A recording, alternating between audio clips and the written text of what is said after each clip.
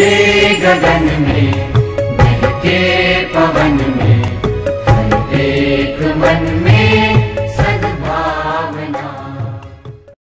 नमस्कार मित्रों, छेल्ले આપણે ઉદાહરણ 2.6 અને 2.7 ની ચર્ચા કરી હતી. ત્યારથી આગળ થિયરીમાં જોઈએ ત્રુટીઓનું સંયોજન. હવે આ વસ્તુ શું કહેવા માંગે ત્રુટીઓનું સંયોજન? આપણે જોયું કે કોઈ પણ રાશિનું માપન કરતા હોય તો એ રાશિના માપનમાં કંઈક ને કંઈક ત્રુટી તો આવે છે, કોઈ પણ રીતે આવે. સાધનની ત્રુટી હોય, પ્રયોગ કરવાની પદ્ધતિમાં ખામી હોય, વ્યક્તિગત ત્રુટી હોય, આપણે ઘણા બધા કારણો જોઈએ. અને એ સિવાય પણ અનિયમિત રીતે અને આગાહી ન કરી શકાય એવી અવ્યવસ્થિત ત્રુટી પણ ઉદ્ભવતી હોય. બરાબર? તો પ્રશ્ન એ થાય, દાખલા તરીકે કોઈ બે પદાર્થનું દળ માપવાનું છે. આ એક બોક્સ છે, આ બોક્સનું દળ કંઈક તમે માપ્યું, કંઈક દળ આવ્યું, જે આવ્યું હોય એની અંદર આ કોઈ બીજો પદાર્થ મૂકેલો છે, બીજો પદાર્થ, એનું દળ પણ તમે કંઈક માપ્યું. બરાબર? અને તમને એમ કીધું કે આ બંનેનું કુલ દળ શોધો. તો હવે વિચારો, આ દળ માપ્યું એમાં કંઈક ત્રુટી હોય, આ દળ માપ્યું એમાં પણ કંઈક ત્રુટી હોઈ શકે. હું એમ નથી કહેતો હોય જ, પણ મોટે ભાગે ત્રુટી ઉદ્ભવે છે. અને આપને ખબર છે કયા કયા કારણથી ઉદ્ભવે એ પણ આપણે ચર્ચા કરેલી. તો હવે વિચારો, તો તમે આ કુલ દળ માપશો આખાનું, તો એમાં પણ કંઈક ને કંઈક ત્રુટી આવશે જ. આ સરવાળાની ત્રુટી થઈ, કારણ કે આ કુલ દળ શોધવાનું કીધું. આવી રીતે તમને એમ કીધું કે ભાઈ આ પદાર્થનું દળ માપ્યું કંઈક, આ પદાર્થનું દળ પણ કંઈક આપણે માપ્યું. તો તમને એમ કીધું કે ભાઈ આ પદાર્થના દળમાંથી આ પદાર્થનું દળ બાદ કરો, તો બાદબાકીમાં પણ કંઈક ત્રુટી ઉદ્ભવે.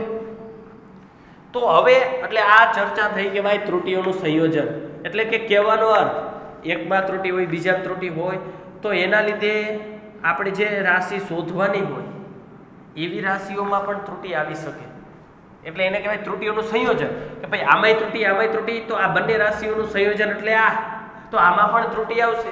એવી જ રીતે ગુણાકાર ભાગાકારમાં પણ આવું બને, તો એ પણ આપણે આના પછી આગળ જોઈશું. બરાબર? પહેલા આપણે સરવાળા અને બાદબાકીમાં ત્રુટી જોઈએ. આપણે શરૂઆત ઉદાહરણથી જ કરીશું. બરાબર? એટલે ખ્યાલ આવે. ટેક્સ્ટ બુકમાં તમારે જોવાનું નથી, હું કરાવું એટલું જ કરવાનું. બરાબર? એક વસ્તુ યાદ રાખજો, કોઈ પણ રાશિ હોય ને, કોઈ પણ રાશિ, તો એ કોઈ પણ રાશિને આ રીતે દર્શાવાય. આ રીતે એટલે સમજો, દાખલા તરીકે કોઈ એ નામની રાશિ છે તો એને આ રીતે દર્શાવાય, a ± ડેલ્ટા એ, અથવા આ રીતે પણ દર્શાવાય, a બરાબર a બાર ± ડેલ્ટા a બાર. કોઈ પણ રાશિને દર્શાવવાની આ રીત છે. દાખલા તરીકે તમે આ એ નામની રાશિ છે તો આ એનું સાચું મૂલ્ય થયું કહેવાય. ખાલી એટલે સાચું મૂલ્ય, સાચું હોય અથવા સરેરાશ હોય. જો સાચું હોય તો આ, સરેરાશ હોય તો આ. અને આને આપણે શું કહીએ? નિરપેક્ષ ત્રુટી. એટલે નિરપેક્ષ ત્રુટી અથવા તો સરેરાશ નિરપેક્ષ ત્રુટી, બંને રીતે દર્શાવાય. કોઈ પણ રાશિને દર્શાવવા માટેની આ રીત છે. એનો અર્થ એવો થયો, કોઈ પણ રાશિનું જે મૂલ્ય રહ્યું ને એ આ બે મૂલ્યની વચ્ચે જ હોય, a ± ડેલ્ટા. આની અંદર જ હોય આ રાશિનું મૂલ્ય. એટલે કે a + ડેલ્ટા a હોય અથવા a - ડેલ્ટા a. આ બંને જે મૂલ્ય મળે એ બેની વચ્ચે જ આ રાશિનું મૂલ્ય હોય. હું દળ દર્શાવું, દળ m, દળને આપણે m વડે દર્શાવીએ તો એને આમ દર્શાવે, m ± ડેલ્ટા m. એટલે પેલું હોય શું હોય? સાચું અથવા સરેરાશ મૂલ્ય હોય, ± કરીને શું હોય? નિરપેક્ષ ત્રુટી હોય, અથવા સરેરાશ નિરપેક્ષ ત્રુટી, અથવા સરેરાશ મૂલ્ય હોય.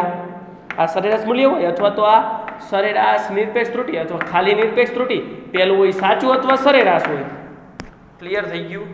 બીજું પ્રશ્ન એ થાય, સાહેબ આ એમ અને આ એમ, અહીંયા એ અને અહીંયા એ, તો આ બે ઉડી ન જાય? ના, ઉડાડવાના નથી, આપણે ઉડાડવાના નથી, ખાસ યાદ રાખજો. આ તો કોઈ પણ રાશિ છે, કોઈ પણ રાશિનું મૂલ્ય બરાબર આ હોય અથવા ± આ એમ, આ બે માંથી એક હોય, એટલે બેની વચ્ચે જ હોય. સમજાઈ ગયું? એટલે કોઈ પણ રાશિને હવે પછી આવી જ રીતે દર્શાવવામાં આવશે. આપણે એના ઘણા બધા ઉદાહરણ, દાખલા જોઈશું, એટલે તમને હવે ખ્યાલ આવશે. અત્યારે આટલું યાદ રાખવાનું, કોઈ પણ રાશિને આ રીતે દર્શાવાય, આ રીતે. એમાં પહેલું મૂલ્ય હોય સાચું અથવા સરેરાશ હોય, બીજું હોય નિરપેક્ષ ત્રુટી હોય. બરાબર? ક્લિયર થઈ ગયું? કમ્પ્લીટ? ચાલો હવે આપણે ઉદાહરણ ગણીએ એટલે ખ્યાલ આવશે. દાખલા તરીકે સરવાળા બાદબાકીમાં ત્રુટિ હોય તો કઈ રીતે ગણતરી થાય, અને આ જે પોઈન્ટ રહ્યો એ બહુ જ ઉપયોગી છે જી નીટ માટે. હું એના ડાયરેક્ટ ઉદાહરણથી જ દાખલા ગણવાની શરૂઆત કરું છું. એટલે દાખલા પૂછાય એકદમ સરળ રીત. દાખલા પૂછાય, MCQ પૂછાય, સીધા આવડે. જી નીટમાં જ પૂછાય છે આવા દાખલા. ચાલો ઉદાહરણ લઈએ આપણે. તમને કીધું છે કોઈ પદાર્થનું દળ આપી દીધું, કોઈ એક પદાર્થનું દળ એ આવી રીતે આપેલું છે 3 ± 1 કિલોગ્રામ. જો હવે ખબર પડી જવી જોઈએ આ સાચું મૂલ્ય છે એનું, આ એનું નિરપેક્ષ ત્રુટિ છે. સમજાણો તો આવી રીતે જ આપશે આપણને. કોઈ બીજો પદાર્થ છે એનું દળ પણ તમને આપેલું છે 5 ± 2 કિલોગ્રામ. તો તમને કીધું કે આ બંને પદાર્થનું કુલ દળ કેટલું થાય, કુલ દળ. આવો પ્રશ્ન પૂછ્યો, બરાબર. જ્યારે પણ આવી રીતે સંખ્યા દર્શાવેલી હોય, રાશિ દર્શાવેલી હોય, બરાબર, અને તમને એમ કે કુલ દળ કેટલું થાય, અથવા તો એમ પણ પૂછે કે કુલ દળમાં ત્રુટિ કેટલી થાય. પેલા આપણે ત્રુટિની વાત કરી, ત્રુટિ કીધું ને, તો એના કુલ દળની ત્રુટિ ગણો. કુલ દળની ત્રુટિ, બરાબર. કુલ દળની ત્રુટિ કેટલી થાય? ચાલો ત્રુટિ તો ઓટોમેટિક મળી જશે. આપણે એવું કીધું કુલ દળ ગણો.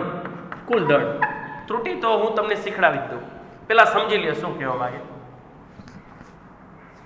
તમારે જ્યારે પણ આવા દાખલા આવે +or - એટલે સમજી જવાનું કે આ બીજા ચેપ્ટરના દાખલા છે, ત્રુટિઓના સંયોજન.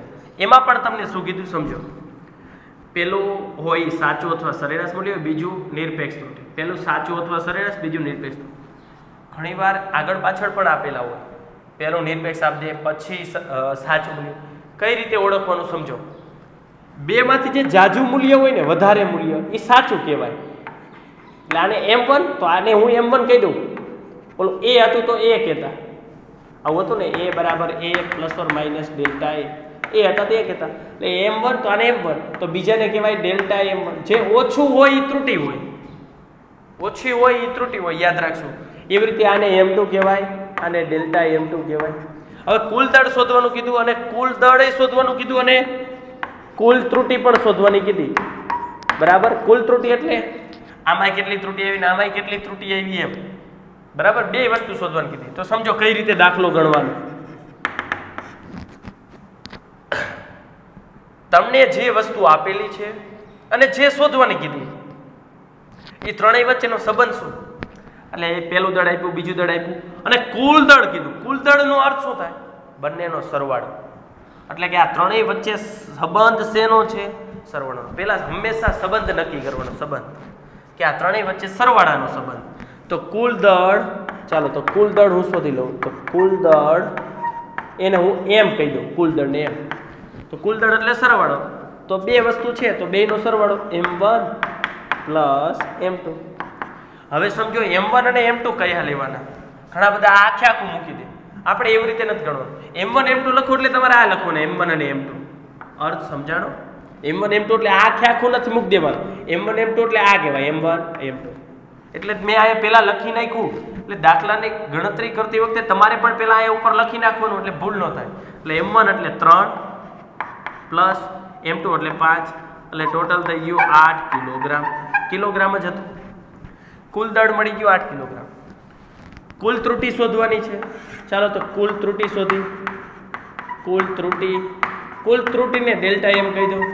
ત્રુટિને ડેલ્ટા વડે દર્શાવાય, દળ છે એટલે ડેલ્ટા M કીધું.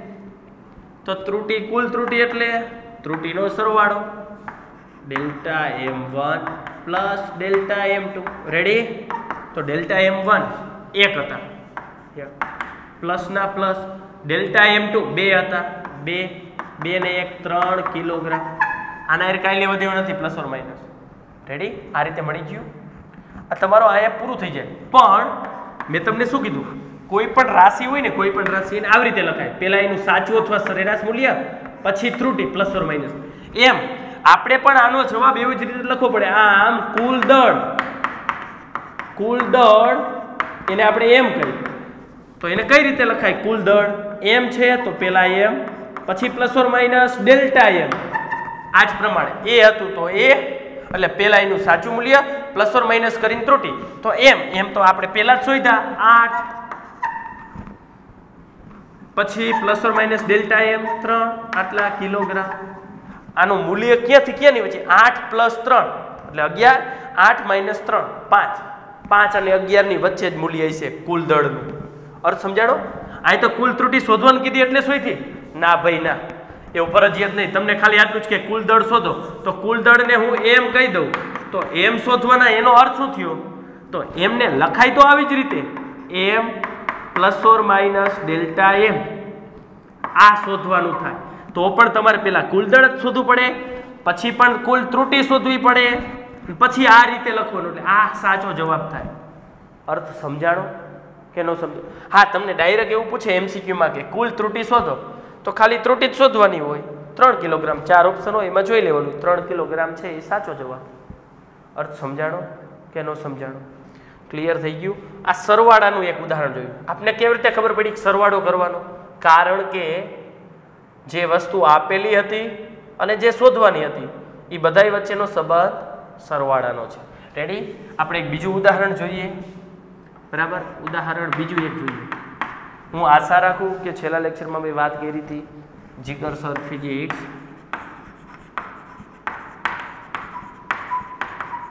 આ ચેનલ તમે સર્ચ કરજો યુટ્યુબમાં, જે ખુલે એ ચેનલને લાઈક, શેર અને સબસ્ક્રાઈબ કરવાનું ભૂલતા નહીં. એના દરેક વિડીયોને લાઈક, શેર અને સબસ્ક્રાઈબ કરજો અને જોઈજો. બરાબર છે?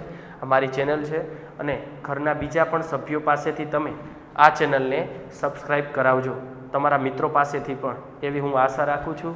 બરાબર? ચાલો બીજું ઉદાહરણ આપણે જોઈએ. તમને કીધું છે કોઈ સળિયો છે, એ સળિયાની લંબાઈ તમને આપેલી છે. બરાબર? એ લંબાઈ L આપેલી છે, એ આવી રીતે આપેલી છે 6 ± 1 મીટર. આવી લંબાઈ આપેલી છે અને કીધું આ સળિયામાંથી એક નાનો ટુકડો કાપી લેવામાં આવે છે. નાનો ટુકડો, એ નાનો ટુકડો કાપ્યો, એ ટુકડો કાપેલો છે એને L1 નામ આપેલું છે, તમને કહી દીધું છે.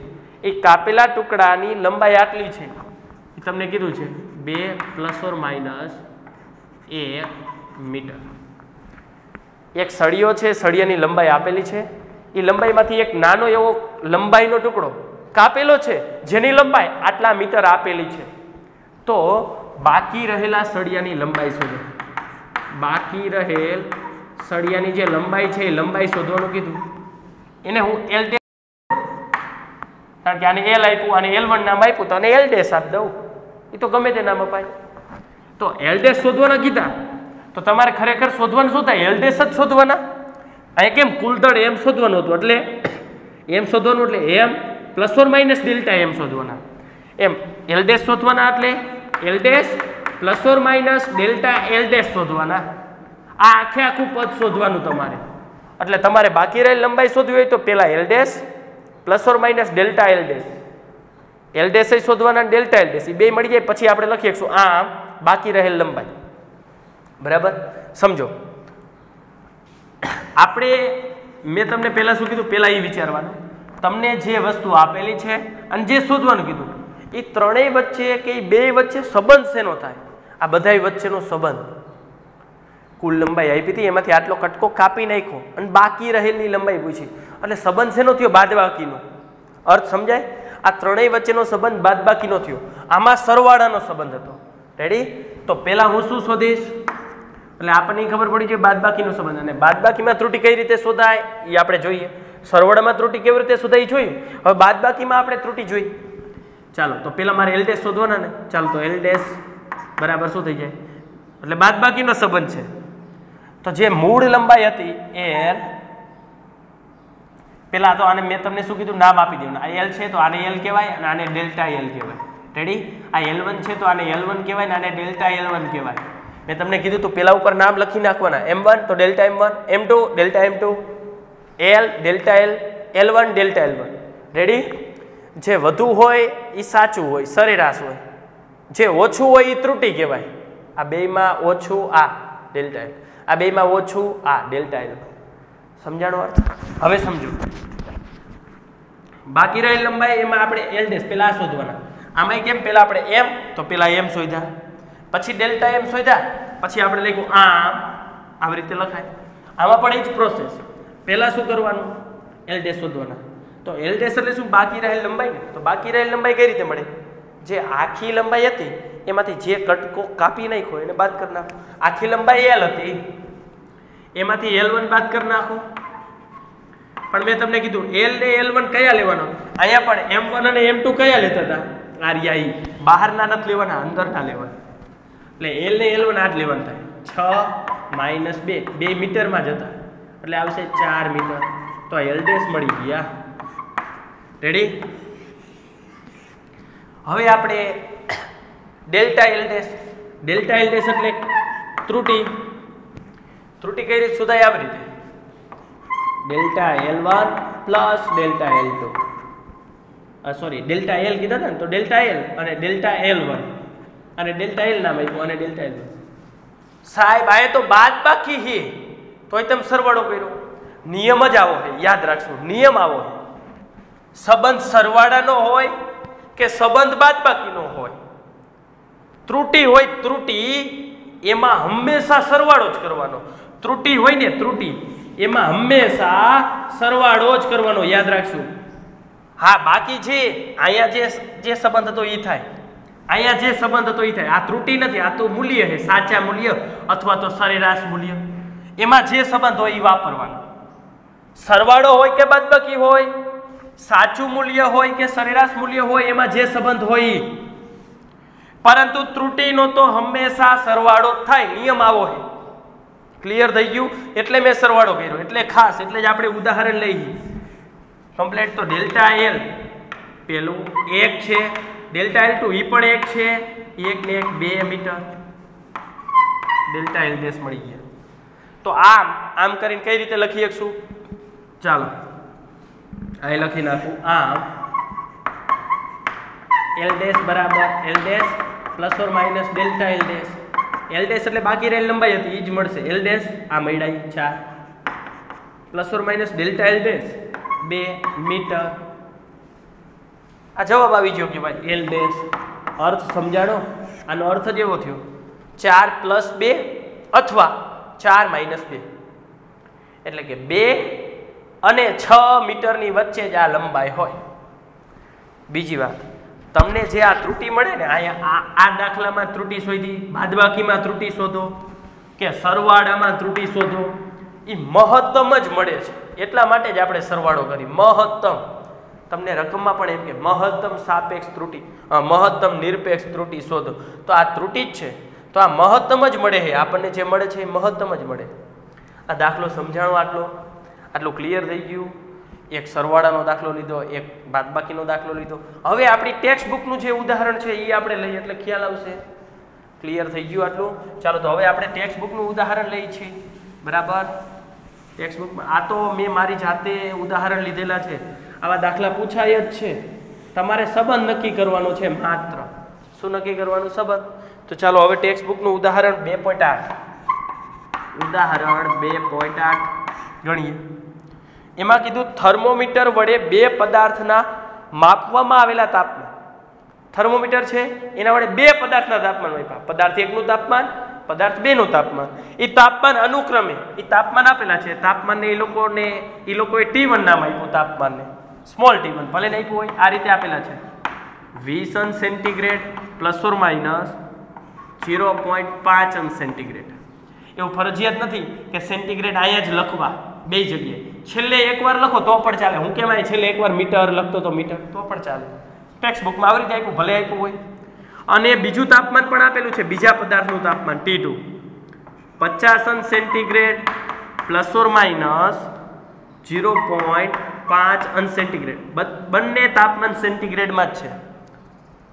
તો બંને પદાર્થના તાપમાનનો તફાવત, આ બે પદાર્થ છે એ બે પદાર્થના તાપમાનનો તફાવત શોધવાનું કીધું. તફાવતને હું ખાલી T નામ આપી દઉં. એ તફાવત શોધો અને તેમાં ઉદ્ભવેલ ત્રુટી શોધો. આમાં ઉદ્ભવતી ત્રુટી પણ શોધવાની કીધી. તો આપણે ખાલી તફાવત T શોધશું. આપણે શોધવાનું શું હોય? T શોધવાનું કીધું એટલે આવી રીતે ને T plus or minus delta T. ખરેખર આવી રીતે શોધવાનું હોય. કોઈ પણ રાશિને દર્શાવાય આવી રીતે. એટલે આપણે આવી રીતે શોધી, ખાલી તફાવત નથી શોધવાનો. એ તો હવે ચોથા પાંચમા ધોરણમાં આવે કે આ બેની બાદબાકી કરો તો 25 30 થાય બાદબાકી. તો એ તો હવે ચોથા ધોરણમાં આવે, પાંચમા ધોરણમાં. એ થોડુંક આપણે શીખવાનું. આપણે કોઈ પણ રાશિ છે તો એને આવી રીતે, કેમ સરવાળો એક બાદબાકી હોય, કોઈ પણ રાશિને દર્શાવાય આવી રીતે, ભાગાકાર હોય, ગુણાકાર હોય, સરવાળો હોય, બાદબાકી હોય, દર્શાવાય આવી રીતે. આના પહેલાના દાખલામાં એવી રીતે જ દર્શાવતા હતા. અને ત્રુટિ પણ શોધવાની કીધી. ચાલો ગણીએ. તો પહેલા તો શું કરવાનું મેં તમને કીધું, આપ્યું છે અને જે શોધવાનું કીધું, આ ત્રણેય વચ્ચેનો સંબંધ વિચારો. એક તાપમાન આપ્યું, બીજું તાપમાન, તફાવત શોધવાનું કીધું, ચોખ્ખું કહી દીધું તફાવત, એટલે બાદબાકીનો સંબંધ થયો.